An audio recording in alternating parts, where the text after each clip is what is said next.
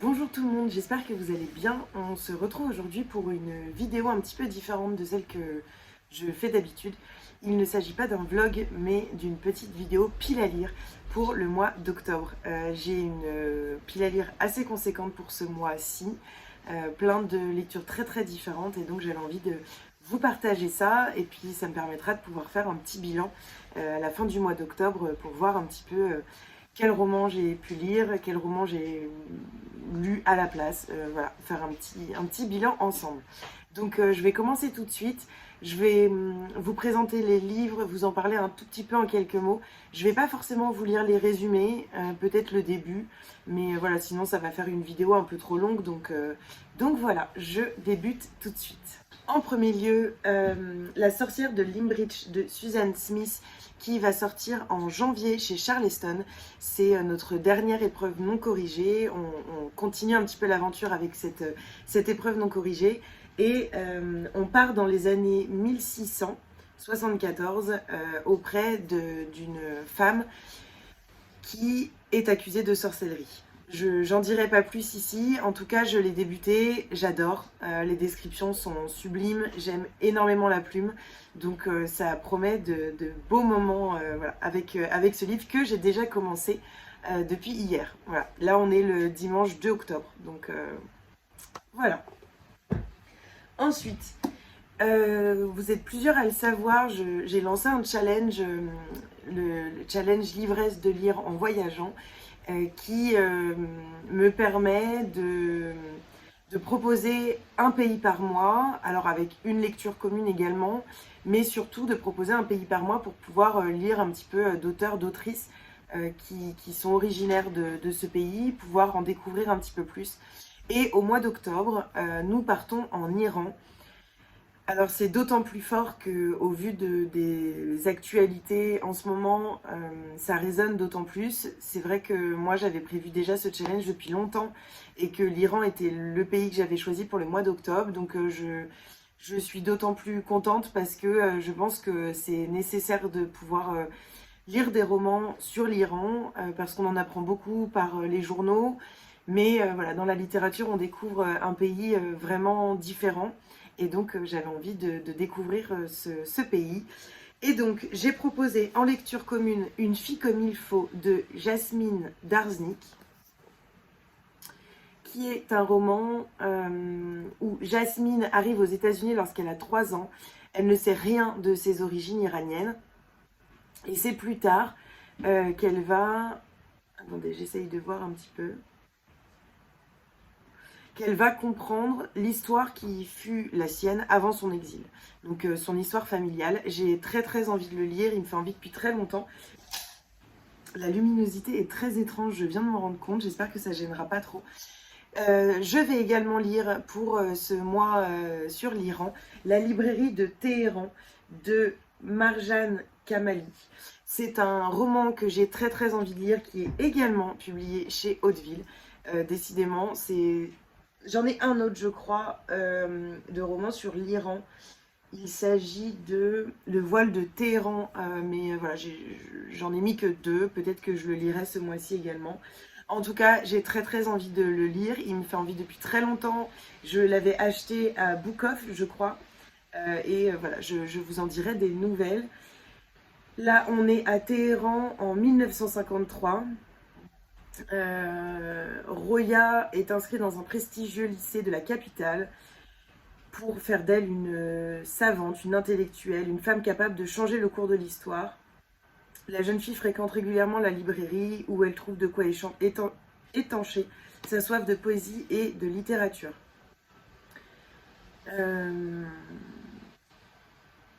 Voilà, je ne vais pas vous en dire plus, de toute façon je vous en parlerai dans un prochain vlog, mais j'avais voilà, bien envie de le lire, il me fait très envie. J'ai l'impression qu'on va se retrouver un petit peu dans une ambiance très librairie littérature, et c'est ce dont j'ai envie, donc j'ai vraiment hâte de le lire aussi, celui-ci.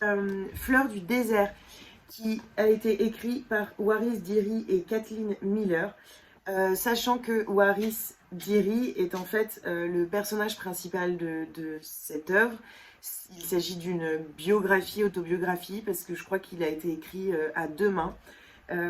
On part Alors, en Somalie, où Waris va grandir, et on va la suivre jusqu'à son exil en Angleterre et sa nouvelle vie à Londres.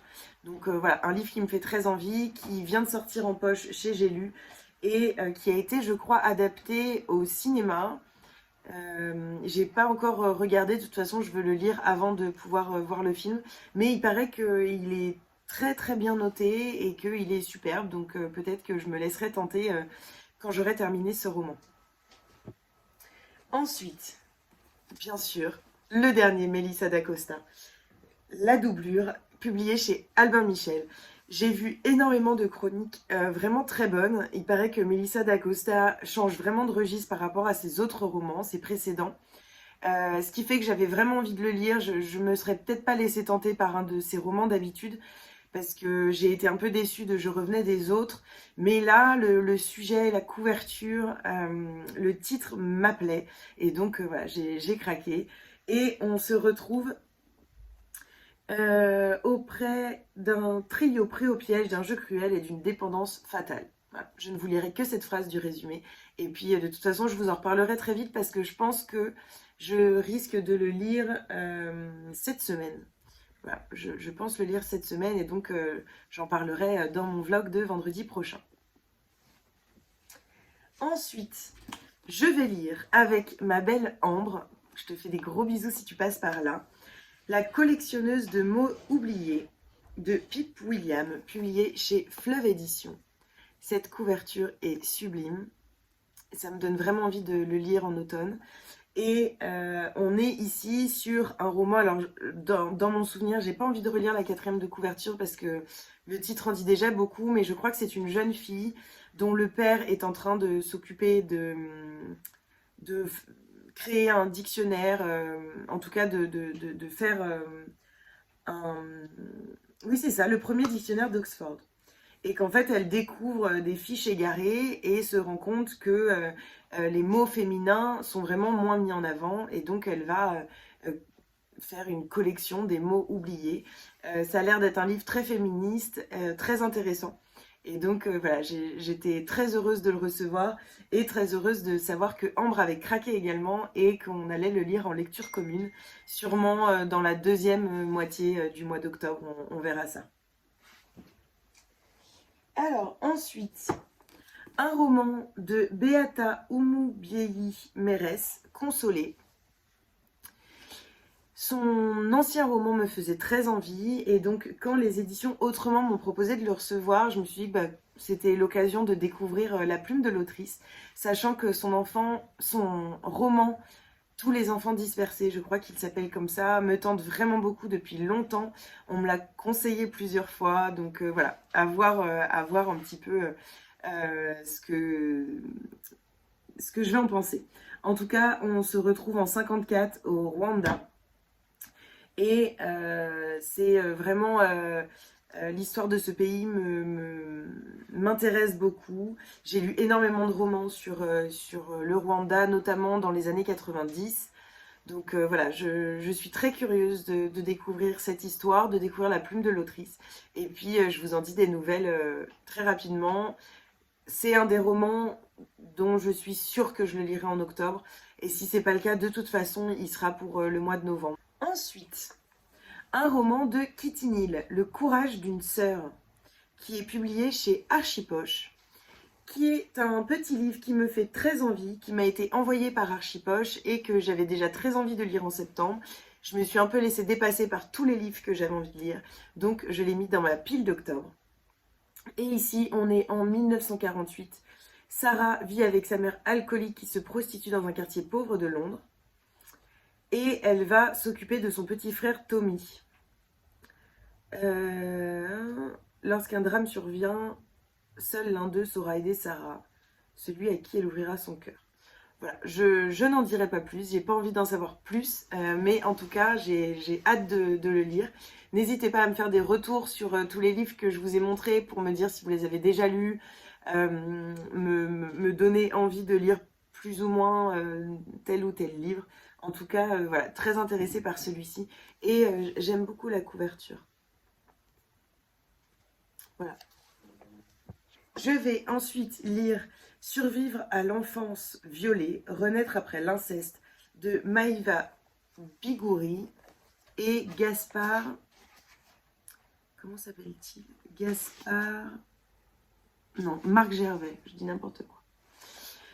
Qui est un roman sur l'inceste qui m'a été envoyé par Marc Gervais. Un livre que j'ai vu passer, je crois, chez Léa Boucadicte. Et donc, voilà, je sais qu'il peut me toucher. J'ai lu récemment un essai, La culture de l'inceste, que j'ai trouvé extrêmement intéressant. Et donc, voilà, je me suis dit que dans la continuité, eh ben, c'était pas mal de découvrir également celui-ci. J'ai également dans ma palle L'orpheline de Foundling de Stacey Hall, publié chez Pocket. Il vient de sortir chez Pocket. Alors, j'ai très envie d'enlever ce macaron, mais il ne s'enlève pas. C'est un livre qui me fait très envie. J'avais adoré Les sorcières de Pendle. Ça avait été vraiment une superbe lecture pour moi. Et donc, j'avais très envie de découvrir forcément le deuxième roman de l'autrice. Et donc, dans ce roman, on se retrouve à Londres en 1747. Et Bess Bright va se voir enfermée derrière les grilles de l'orphelinat de l'hôpital de Foundling.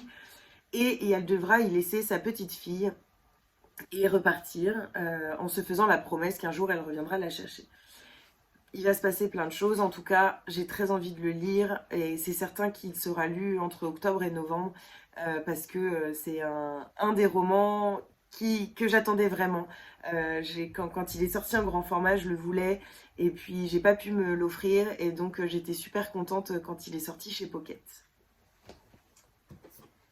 J'ai bientôt terminé. Je vais également lire Chemin bleu de Gaspard Saga, qui est, d'après ce que j'ai compris, son premier roman, qui est édité chez LC. Édition LC, je ne connais pas. On va suivre Laetitia Monceau, qui est une Parisienne de 27 ans, assez bourgeoise, qui va un petit peu tout quitter. Et se pose la question de la crise générationnelle de ses enfants gâtés, avec une quête intime entre Paris et Biarritz, de Dakar à l'île de Ré. Voilà, donc je pense qu'il va y avoir du voyage, un petit goût d'enfance et également une histoire touchante. C'est en tout cas ce que j'ai pu en lire des chroniques des copines, donc j'ai vraiment hâte de lire. Et je remercie encore Gaspard pour l'envoi de ce roman. Et pour terminer, j'aimerais lire entre octobre et novembre Viva Frida de Gérard de Cortanze, publié chez J.C. Lattès. Ce livre est absolument sublime, j'adore. J'ai vraiment hâte de le lire. On va découvrir donc la vie de Frida Kahlo. J'ai pas besoin vraiment de vous en dire plus. En tout cas, j'avais lu Rien n'est noir. J'ai lu plus jeune, mais je me souviens plus du titre, un autre roman sur Frida Kahlo. Et donc voilà, quand J.C. Lattès m'a proposé de recevoir ce livre, c'était évidemment un grand oui, parce que j'aime beaucoup Frida Kahlo. D'ailleurs, il y a une exposition en ce moment au Palais Galleria à Paris, dans laquelle j'ai envie d'aller avec mon conjoint. On verra s'il acceptera. En tout cas, c'est un livre qui me tarde de lire et je vous en dirai des nouvelles très rapidement. Voilà, j'espère que cette vidéo pile à lire d'octobre vous aura plu. Je vous fais des bisous. N'hésitez pas à mettre un petit commentaire pour réagir un petit peu aux livres que vous avez déjà lus ou qui vous font envie. N'hésitez pas à partager sur les réseaux sociaux parce que c'est comme ça que la chaîne se fait connaître. Et puis moi je vous fais des bisous et puis je vous dis à vendredi pour un nouveau vlog.